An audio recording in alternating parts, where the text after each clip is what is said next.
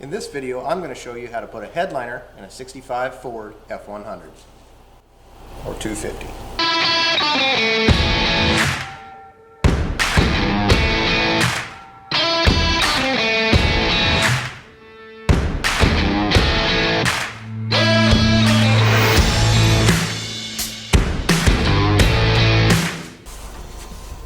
Alright, now that we got the screws out, pull these from the clips. I can hear that mouse shit rolling around up there. Always lovely. Ew.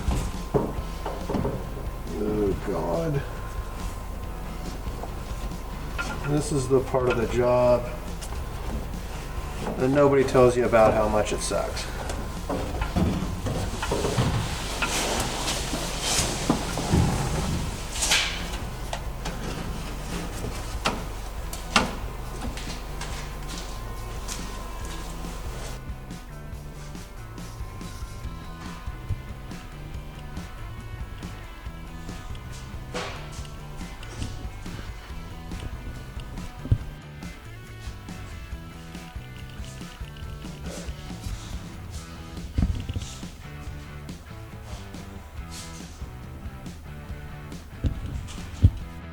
Now I've found with these cardboard headliners, you kind of want to wet them down first, especially around the edges, you know, about 4 to 6 inches in. That's where it's going to curl the most. That's where it'll get the most water, but I kind of soak the whole thing.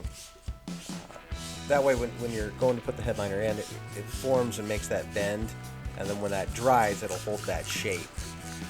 Otherwise, if you don't do that, you run a really high risk of breaking that cardboard.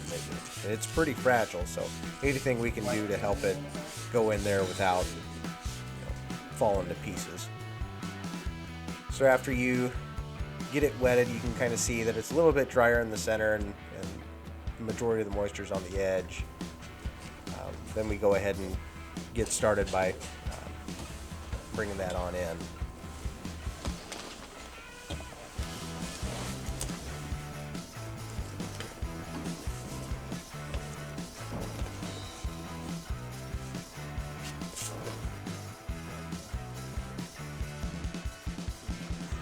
With the round side down towards the headliner, so the barbed end will actually be on the metal portion of the truck. Now there's not really a science on placement, but common sense would tell you to just evenly space those out, so you have an even distribution of the weight of the headliner across, so you don't have any kind of warping or sagging spots.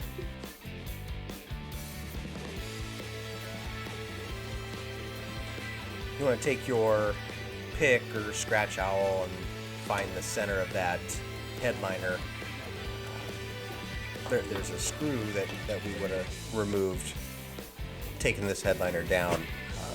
We'll want to put that screw back in so we can work on getting the side trim on without the headliner falling down on us.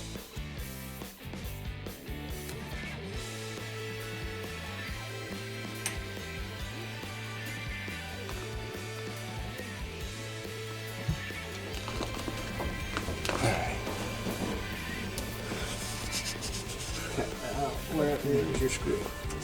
It was right here.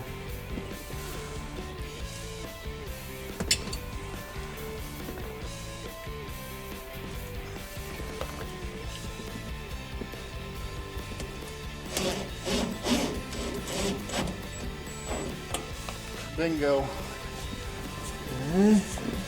Now form this up in there. Yeah, that went easier than I thought it would. Sit on top of the clip here. Now, once you got that screw in the center in, we can move over to our sail panels. We want to squirt those like we did with the headliner with water, kind of get them nice and saturated. And you can see the amount of curve that we have to kind of get into that cardboard. So really kind of make sure you get that water in. And sometimes I go back in with a microfiber towel like this to really kind of make sure it kind of pushes that water down inside the perforated pores. And then, you know, it doesn't hurt it to add a little bit more water. Obviously, you don't want to soak it. I mean, it's cardboard, but you know, get it nice and damp so you're able to flex it. Because you know, if you don't, I'll show you here in a second exactly what's going to happen. Especially on the fine tip, it'll break super easy as you're trying to make that curve. Now, luckily, I had a second headliner because the first one they sent me came in like 20 different pieces. I don't know whoever packed it. Must have had a wild weekend or a hell of a hangover before they shipped it. But luckily, they sent me out a replacement within a couple days, so it wasn't too bad.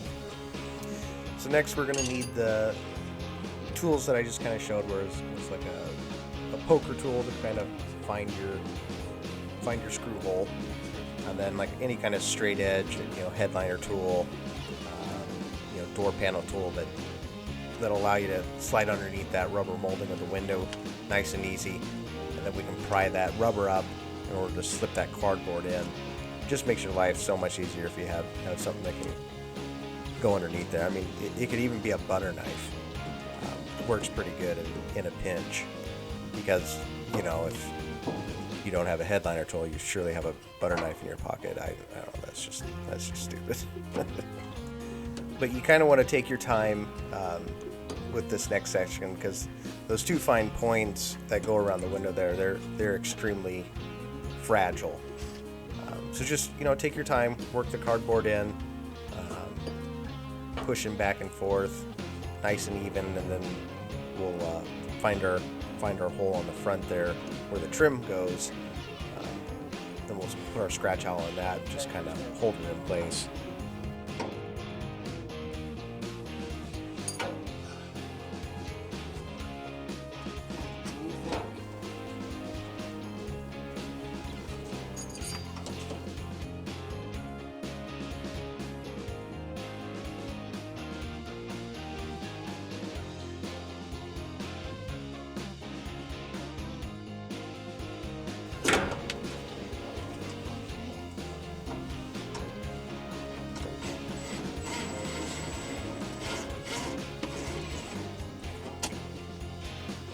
Next, we'll grab the side trim here,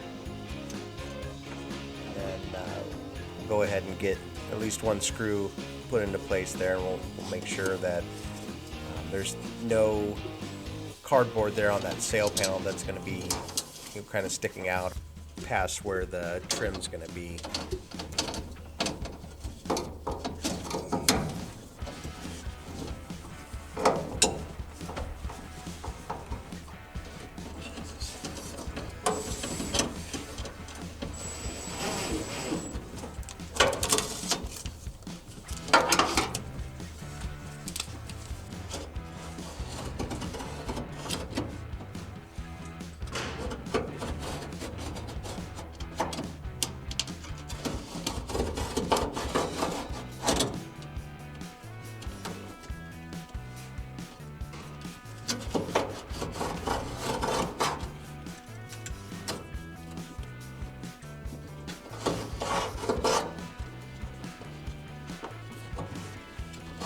So as I'm getting this screw in, I can kind of see that we're sticking out past the trim about a ½ inch on the bottom there. So we'll get just a nice thin piece of metal, slip that right up underneath there. That way when we're cutting the cardboard and stuff with a, you know, X-Acto knife or razor blade or whatever, that we're not cutting the vehicle itself.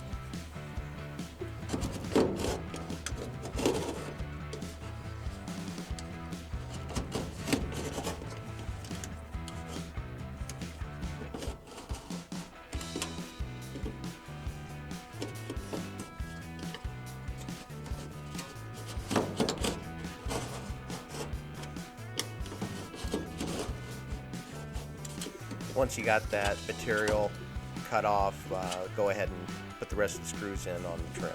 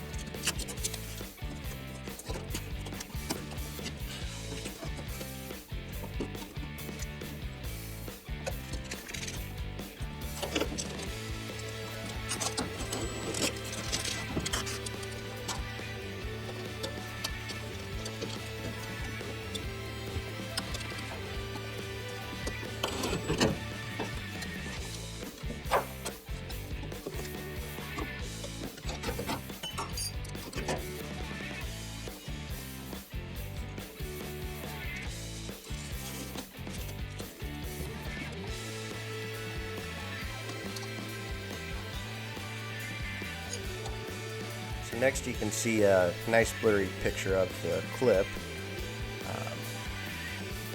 but here the camera will get in focus. You can kind of see how it's supposed to go. You see the barbed end hooks on the back side of the headliner. So the smooth little pick, I don't know what to even call it, the smooth little metal L will actually be on the outside of the headliner. Now this headliner kit had little notches and indentations where each clip was supposed to go. Now that's important, because if they don't go inside that little notch, the clip actually sits too far back, so it won't allow that final trim piece of the headliner to go in. It'll be too much stress to try to make that snap in place there. And if you don't believe me, stick around to the very end of this video and you can see exactly what I'm talking about. If you're finding this video useful so far, hit like and subscribe. I do a ton of these little tips and tricks and some pretty cool walkarounds of the classic cars that we've had the privilege to work on. So what I'm showing you here is the ground screw for the dome light, because we're gonna have to screw that in first before we can go ahead and put the rest of that headliner piece in. Now you can see this definitely has a distinct shape, so that little curved piece like that needs to be pointing down. Obviously if you put this in the truck the other way, you're going to immediately see that it's wrong, but you won't have to get out and flip it and go back in. No. So grab your headliner tool or your handy butter knife that everyone keeps in their pocket, and work that headliner tool all along the rubber there to get that headliner piece in.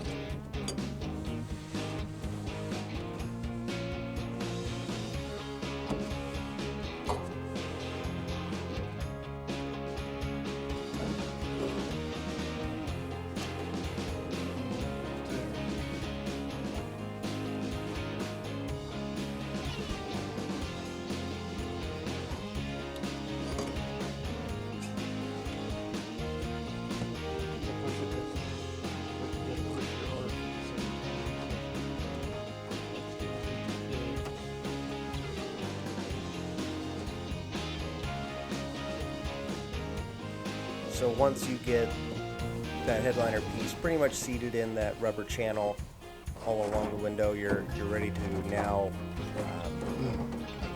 snap that into the little black clips that we put in the main headliner piece. Now if you're finding that they're not pulled in far enough, what you can use is a little L-angle hook tool, or like any kind of hook tool really. And then that's kind of what I'm doing here, is I'm hooking that little metal clip and pulling it further back so we can push that headliner in. It'll make an audible snap. It'll just snap right into place. You don't want to force it too hard, because once again you run a high risk of breaking this. Now I should note that we did wet each corner, where it's going to start making that bend around like we did in the first two steps, just to kind of help that make that curve without any kind of cracking.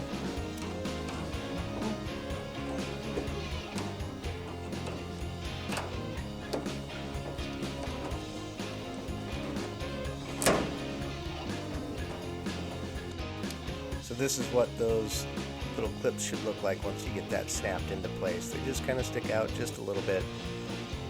Now you're probably asking yourself, Sam, what are those fancy little black trim pieces right there?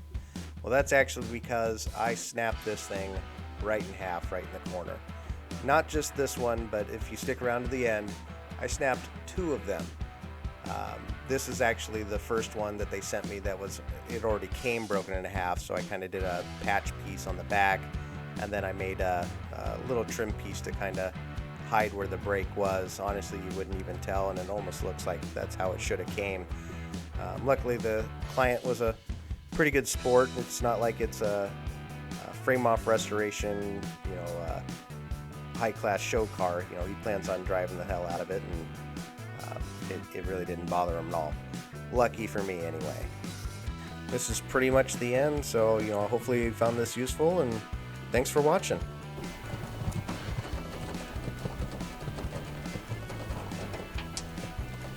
Oh!